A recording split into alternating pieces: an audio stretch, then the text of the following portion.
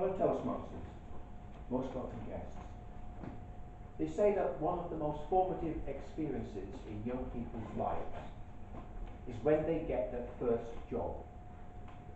Well, one of the most traumatic experiences in my young life, many years ago now, was when I got my very first job here in London. So I'd like to flesh that out a little bit and tell you about a very important moral lesson that I gained from the experience.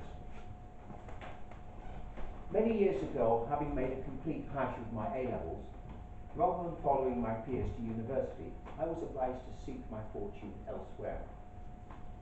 But where? I thought. London. That's the place. I mean, it worked for Dick Whittington, right? That fictional children's character who went to London with his cat to seek fame and fortune and found it. So I thought, how hard can it be? So I arrived in London and fairly quickly got a job with a small chemical company in East Acton. Now, the expression which crossed the face of the man who interviewed me when he offered me the job and I accepted should have set alarm bells ringing. But on this occasion, I decided to ignore my gut feeling, to my detriment, as you'll see. The job itself involved taking large drums of chemical powders and splitting them up into smaller quantities prior to export abroad. That's quite a boring job, you might think, but fairly innocuous nonetheless. Not so, because the fact is that many of these powders were very light in weight, so that as you dug into them with a scoop, they would throw up a little cloud of dust, which you would then inhale. Now, of course, you were provided with masks to filter out many of the particles, but many of the powders were coloured. And I noticed that after working with the powders for a couple of hours, the colour had come through onto the inside of the mask, indicating that some particles had actually got through the mask.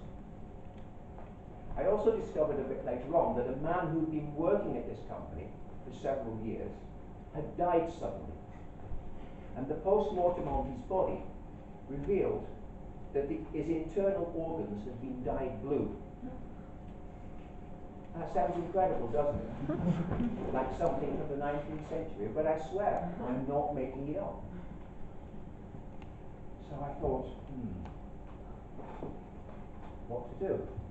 This is clearly not a viable long-term career option.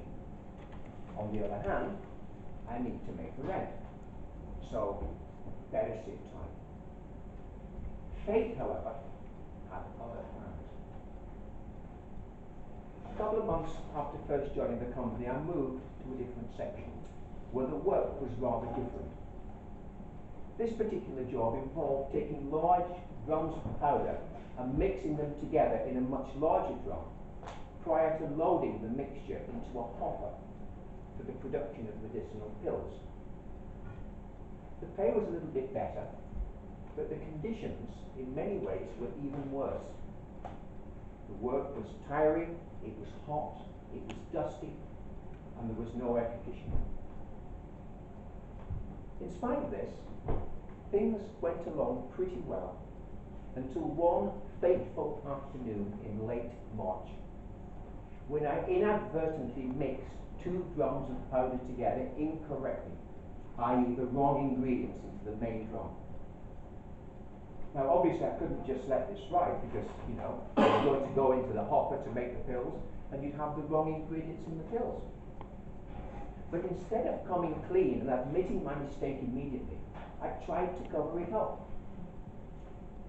In the heat and the dust, and with a mounting sense of blind panic, with beads of sweat running down my cheeks, I tipped the whole thing into the nearest sink and tried to wash it away, tried to wash it down the sink. But the problem was the powders were not water soluble. So I blocked the sink. So I'm here scrambling away in this sink, trying to clear it, and getting more and more panicky and fearful. I felt like a murderer in the final scene of a cheap detective novel, trying to hide the corpse of my final victim just before I was apprehended by the forces of law and order. Suddenly a voice behind me. "What on earth are you doing?" I turned in alarm. It was the supervisor. I was caught red-handed. Anyway, long story short, as the Americans say, I was marched into the manager's office where I was summarily sacked, as I fully deserved to be. And when I got home that evening and I thought about what had happened, I thought to myself, what can I learn from this? What moral can I draw? Well, one moral is the one suggested by the title of this speech, the silver lining in the dark cloud, in that the incident got me out of a poor situation and ultimately into something better. But there was a deeper moral. I said earlier that I felt like a murderer, and that's because I was. I was a murderer. I'd killed my integrity. I had violated one of my fundamental core values. So the moral that I drew from this incident was this: fess up. Fess up to your mistakes and take responsibility for your actions for good or ill. And I've tried to follow that throughout my life.